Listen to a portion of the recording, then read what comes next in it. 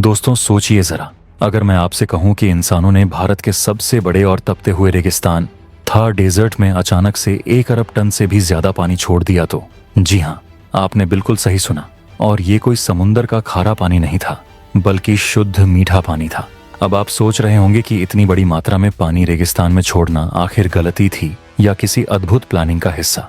तो मैं आपको बता दूं, ये कोई गलती नहीं थी, बल्कि एक सोची समझी नेक्स्ट लेवल की मास्टर प्लानिंग थी।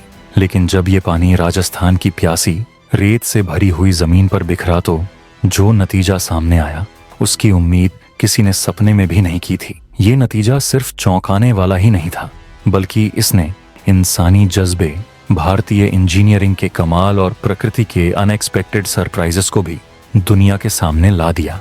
तो कुर्सी की पेटी बांध लीजिए, क्योंकि आज हम आपको ले चलेंगे उस मेगा प्रोजेक्ट के अंदर, जिसने न सिर्फ थार के नक्शे को बदलने की कोशिश की, बल्कि एक नया ही मंजर पैदा कर दिया।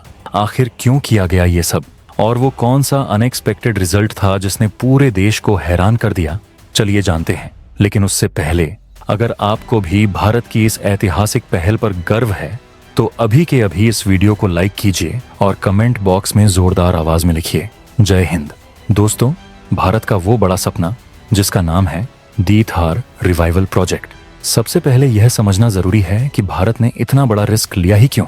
इसका जवाब छुपा है राजस्थान की ज्योग्राफी और उसकी बढ़ती आबादी में। राजस्थान की 95% से ज्यादा पॉपुलेशन उसकी सिर्फ 5% जमीन पर रहती है, यानी चंबल और नर्मदा जैसी नदियों से दूर बसी एक पतली सी पट्टी पर। सदियों से यही नदियां और भूमिगत जल भारत के लिए जीवन का सोर्स रही हैं। लेकिन बढ़ती आबादी का पेट भरने के लिए और लोगों को रहने के लिए नई जगह देने के लिए भारत को अपनी इस सीमा को तोड़ना जरूरी था। हमें जमीन चाहिए थी, ऐसी जमीन जहां खेती हो सके, जहां नए शहर बसाए जा सके। और हमारे पास जमीन तो थी, बेशुमार जमीन, लेकिन वो थी थार रेगिस्तान की बंजर जमीन। तो 1990 में एक बहुत ही एम्बिशियस सपना देखा गया। सपना था रेगिस्तान को हरा भरा करने का। इस सपने को नाम दिया गया द थार रिवाइवल प्रोजेक्ट, या जिसे हम मरुधरा प्रोजेक्ट के नाम से भी जानते हैं। मकसद साफ था, गंगा और नर्मदा जैसी नदियों के एक्स्ट्रा पानी को डेजर्ट तक पहुंचाना और लाखों एकड़ जमीन को खेती के लायक बनाना। इंजीनियरिंग का कमाल, द मास्टर प्लान। अब सवाल यह था कि यह होगा कैसे। गंगा नर्मदा का पानी रेगिस्तान तक कैसे पहुंचेगा। यहाँ पर इंसानी दिमाग और इंजीनियरिंग का असली जादू शुरू होता है। राजस्थान में इंदिरा गांधी नहर और उससे जुड़े बड़े बड़े बांधों के पीछे एक बहुत बड़ी मैन मेड लेक है, जिसका नाम है इंदिरा गांधी कैनाल रिजर्वायर। ये भारत की सबसे बड़ी आर्टिफिशियल झीलों में से एक है। प्लान ये था कि इसी रिजर्वायर से पानी को पंप करके डेजर्ट में भेजा जाएगा। इसके लिए बनाया गया एक मैसिव पंपिंग स्टेशन, जिसे मरुधरा पंपिंग स्टेशन के नाम से जाना जाता है। यह कोई मामूली पंपिंग स्टेशन नहीं है, यह दुनिया के सबसे बड़े पंपिंग स्टेशनों में से एक है। इसमें लगे 24 जॉइंट पंप्स इतने पावरफुल हैं कि वह हर दिन करोड़ों क्यूबिक मीटर पानी को 50 मीटर से भी ज्यादा ऊपर उठाकर एक नई बनाई गई कैनाल में डाल सकते हैं। इस कैनाल का नाम है महाराणा प्रताप कनाल। ये कैनाल एक लाइफ लाइन की तरह है, जो रिजर्वायर के पानी को रेगिस्तान के अंदर सैकड़ों किलोमीटर दूर तक ले जाती है। ये पूरा सिस्टम एक इंजीनियरिंग मार्वल है। सोच कर देखिए, एक नदी के पानी को ऊपर उठाकर एक बंजर रेगिस्तान के सीने पर एक नई नदी बहा देना। पहला नतीजा, the unexpected Thar lakes project शुरू हुआ और मरुधरा पंपिंग स्टेशन ने पूरी ताकत से रिजर्वायर का पानी खींचकर महाराणा प्रताप कैनाल में डालना शुरू कर दिया। पानी रेगिस्तान की तरफ बहने लगा। सब कुछ प्लान के मुताबिक चल रहा था। लेकिन फिर हुआ वो जिसकी उम्मीद शायद प्रोजेक्ट बनाने वालों ने भी नहीं की थी। साल 2000 के आसपास जब रिजर्वायर में पानी का लेवल बहुत ज्यादा बढ़ गया, तो एक्स्ट्रा पानी को इस सिस्टम के जरिए डेजर्ट के नीचे गहरे हिस्सों यानी डिप्रेशंस में छोड़ दिया गया। धीरे धीरे यह पानी वहां जमा होने लगा और सैटेलाइट इमेजेस ने जब इस एरिया की तस्वीरें ली तो पूरी दुनिया हैरान रह गई। जहां कल तक सिर्फ मीलों तक पीली रेत दिखती थी, वहां अब नीले रंग की विशाल झील बन चुकी थी। इन्हें नाम दिया गया थार लेक्स। ये एक सररियल मंजर था। थार के दिल में अनजाने में ही इंसानों ने कुछ नई विशाल झीलें बना दी थीं।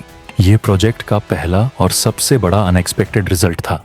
इन झीलों ने लोकल इकोसिस्टम को बदलना शुरू कर दिया। वहां परिंदे आने लगे, मछलियां पैदा होने लगीं। एक बंजर जमीन पर जिंदगी के नए निशान दिखने लगे थे। मुश्किलें और चुनौतियां दी हर्डल्स ऑन द वे, लेकिन हर बड़े सपने की राह आसान नहीं होती।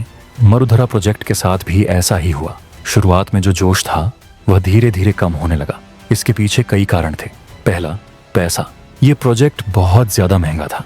इसके मेंटेनेंस और ऑपरेशन में बहुत खर्च था और जितनी तेजी से प्राइवेट इन्वेस्टमेंट आने की उम्मीद थी उतनी तेजी से आई नहीं। दूसरा, टेक्निकल प्रॉब्लम्स। रेगिस्तान की जमीन को खेती के लायक बनाना सोचना आसान है, करना नहीं। जमीन में नमक यानी सैलिनिटी की मात्रा बहुत ज्यादा थी, जिसे आम फसलों के लिए ठीक करना एक चैलेंज था। साथ ही डेजर्ट की तेज धूप में पानी बहुत तेजी से इवापोरेट हो जाता था, यानी पानी की बर्बादी भी हो रही थी। तीसरा, 2011 में भारत में पॉलिटिकल इंस्टेबिलिटी और आर्थिक मंदी का समय आ गया, जिसके बाद इस प्रोजेक्ट पर से फोकस हट गया। पंपिंग स्टेशन कभी चलता, कभी बंद हो जाता। थार लेक्स का पानी भी धूप में सूखने लगा और उनका साइज छोटा होने लगा। एक समय ऐसा लगने लगा था कि यह महान सपना रेगिस्तान की रेत में ही कहीं दफन हो जाएगा। एक नई शुरुआत, द ग्रैंड कमबैक। लेकिन कहानी यहाँ खत्म नहीं हुई। साल 2014 के बाद भारत की नई गवर्नमेंट ने इस प्रोजेक्ट को फिर से जिंदा करने का फैसला किया। प्रधानमंत्री नरेंद्र मोदी ने इस प्रोजेक्ट को नेशनल प्रायोरिटी बनाया। इस बार पुरानी गलतियों से सीखकर एक नए प्लान और नई टेक्नोलॉजी के साथ काम शुरू किया गया। पानी के आगे के चैनल्स को पूरा किया गया। जमीन को आधुनिक तरीकों से उपजाऊ बनाने का काम शुरू हुआ और वाटर मैनेजमेंट के लिए स्मार्ट टेक्निक्स जैसे पिवट इरिगेशन का इस्तेमाल किया गया। आपने ड्रोन शॉट्स में रेगिस्तान के बीच गोल गोल हरे खेत देखे होंगे। वह पिवट इरिगेशन का ही कमाल है। इससे पानी सीधा फसलों की जड़ों तक पहुंचता है और बर्बादी कम होती है। सरकार ने खुद बड़े पैमाने पर यहाँ गेहूं, बाजरा, खजूर और दूसरी जरूरी चीजों की खेती शुरू की, ताकि देश की फूड सिक्योरिटी को मजबूत किया जा सके। आज की हकीकत और भविष्य के सवाल तो आज वहाँ क्या हालत है। आज अगर आप थार एरिया को देखें तो आपको एक हैरान करने वाला नजारा दिखेगा। एक तरफ मीलों तक फैला रेगिस्तान है और दूसरी तरफ उस रेगिस्तान के बीच में लाखों एकड़ जमीन पर हरी भरी फसलें लहरा रही हैं। ये प्रोजेक्ट अब पहले से कहीं ज्यादा सफल है। ये भारत के लिए अनाज पैदा कर रहा है और लोगों के लिए रोजगार के नए मौके भी क्रिएट कर रहा है। ये इंसानी इरादे की जीत की एक मिसाल है। लेकिन जैसा कि हर बड़े प्रोजेक्ट के साथ होता है, इसके साथ भी कुछ बड़े सवाल जुड़े हैं। सबसे बड़ा सवाल है पानी का। गंगा और नर्मदा जैसी नदियां सिर्फ भारत की नहीं हैं।